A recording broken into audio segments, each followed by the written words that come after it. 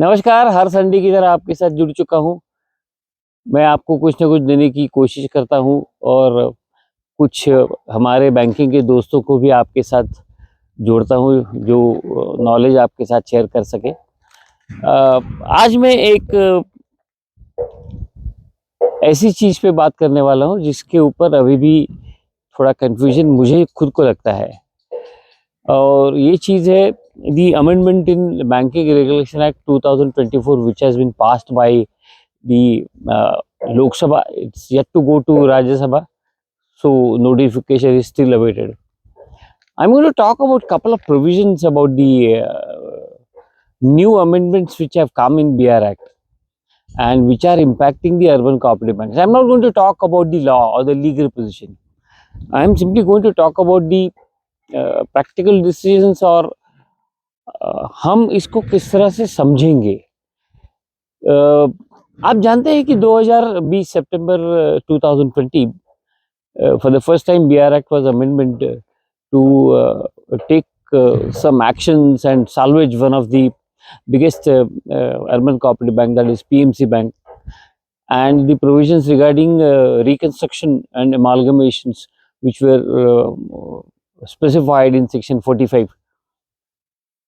तो 2020 के अमेंडमेंट के बाद जो कन्फ्यूजन था वो ये कन्फ्यूजन था कि सेक्शन 10 में डायरेक्टर्स के टेन्योर के बारे में एक बात कही गई थी कि डायरेक्टर्स का टेन्योर 8 साल का होगा। ये प्रोविजन सेक्शन 56 ओपन होने के बाद अर्बन कोऑपरेटिव बैंक को अप्लाई हुई। तो इसका मतलब ये है कि the provision was already there.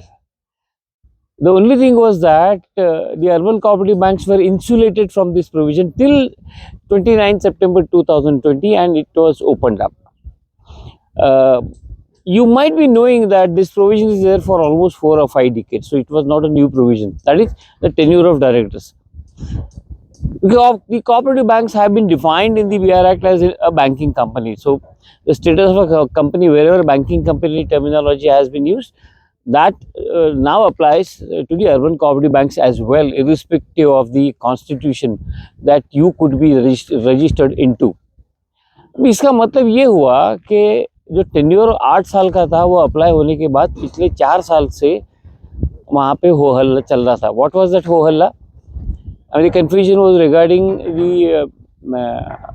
constitutional amendment, 97th Act constitutional amendment, which was repealed subsequently, which had originally provided 2 tenures for the directors, 5 years each, that is maximum 10 years. And various federations and everybody was representing that this tenure should be in sync with various other laws in the state or the state cooperative laws which even today exist. That provision has been amended in 2024. And that amendment is the 8-year tenure has been increased to 10 years.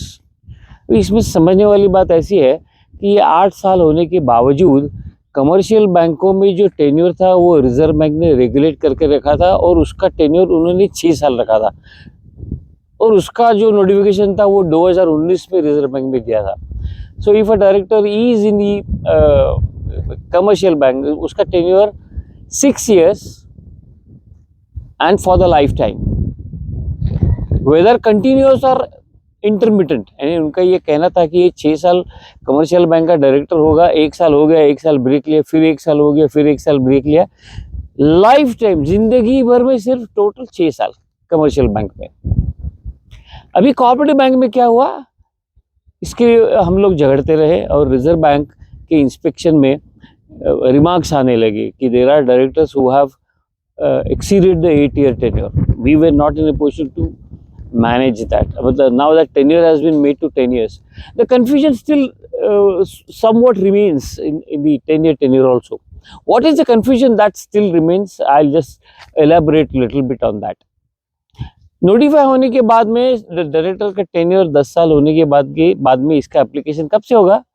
जिस दिन notification आएगा उस दिन से। उसका legal मतलब ये आता है, हमारे कुछ रिजर्व बैंक के दोस्त भी ये बताते हैं कि अगर ये 10 साल हो गया तो जिस दिन ये नोटिफिकेशन आएगा उस दिन अगर आप 10 साल के ऊपर डायरेक्टर हो आपको रिजाइन करना पड़ेगा। इसका मतलब ये एक्ट रिट्रोस्पेक्टिवली नहीं है, लेकिन जिस दिन अप्लाई होगा उसी दिन ये 10 साल का जो नॉर्म है वो डायरेक्टर को अप्लाई हो जाएगा। इसमें कंफ्यूजन और एक है, cooperative banks elections are conducted by a separate election authority, at least in state of Maharashtra. I'm not aware of the position in other states, but then there is a separate election authority, or the other state laws provide the period of election. I mean, the process of election is conducted by the under the respective state cooperative law or the multi-state cooperative law. Now, with this issue, there were many banks which have conducted the election even during the last 3 or 4 years. What was the matter that they talked about? The returning officer is not recognizing the provisions of BR Act about the tenure or the provision of the professional qualification which has come in, which is only there in section 10B or perhaps 10C. Returning officer क्या कहता है, तुम्हारे bylaws में क्या है, उसके हिसाब से इलेक्शन किया जाएगा। अभी कोई बंदा 30 साल डायरेक्टर है फिर भी वो नॉमिनेशन भर सकता है क्या? The state law doesn't prohibit, there is no restriction. इसका मतलब ये है कि रिजर्व बैंक को ये 10 साल का नोटिफिकेशन आने के बाद में they will have to issue guidelines which they have not issued after the 2020 amendment. This is a critical thing, and we all should wait for what Reserve Bank of India says. Possibly, why I am saying this, despite 8 years tenure for the directors earlier, Reserve Bank of India had restricted the tenure to 6 years for commercial banks. Cooperative bank के लिए भी reserve bank restriction कर सकती है कि भाई 5 साल के ऊपर मत रहो, लेकिन वो शायद नहीं करेगी। There is a huge political pressure to maintain the period of 10 years, and then there would be amendments in your bylaws that would be recommended by the Reserve Bank of India to bring your bylaws in sync with the BR Act provision. That has not happened. That is likely to happen now is what I believe. So let's wait what happens to this provision. We'll see. The second most important provision that has come is depositor जो है वो जो nomination का restriction था वो restriction उन्होंने उठा दिया। They said that you can now nominate 4 people. Advantage, what was the advantage? The depositor was in a position to ensure the distribution of wealth right at the time of nominee itself. एक बहुत important चीज आई है, आपके bank में अगर unclaim dividend है या फिर अनक्लेम शेयर्स और अनक्लेम डिविडेंड के उसका इंटरेस्ट है, अनक्लेम इंटरेस्ट है, वो आपको ट्रांसफर करना पड़ेगा investor education and protection fund. इसकी गाइडलाइंस आना ज़रूरी है। पहले क्या होता था, अगर अनक्लेम डिविडेंड है तो 3 साल के बाद normally banks used to transfer this to reserve fund. It will not happen now. You will have to transfer this to the specific fund that they are going to create, Investor Education and Protection Fund. और एक important चीज़ आ गई है जिसमें ये जो chartered accountant लोग हैं या ऑडिटर लोग हैं, इनके लिए बड़ा कन्फ्यूजन है, बैंकों के लिए भी बड़ा कन्फ्यूजन है। उन्होंने क्या कहा, you are allowed to determine the remuneration of the auditor for the audit that they do, whether it is statutory or otherwise. Maximum 3 साल की 3 अपॉर्चुनिटीज के ऊपर कोई भी स्टैट्यूटरी ऑडिटर रह नहीं सकता है। remuneration of auditor by default or by practice was linked to the assets of the bank, the loans of the bank, loans, advances, investments, उसके ऊपर कुछ परसेंटेज था। Secondly, there was a cap on maximum amount, वो cap निकल गया। यानी इसमें क्या होगा कि auditors can either arm twist the bank और banks can arm twist auditors, दोनों चीज़ें। ऑडिटर्स कैसे आर्म ट्विस्ट करेगा, वो बोलेगा कि मेरा जो फीस आप दे रहे हैं वो बहुत कम है, मुझे परवड़ता नहीं, बढ़ा के दो। That is one thing.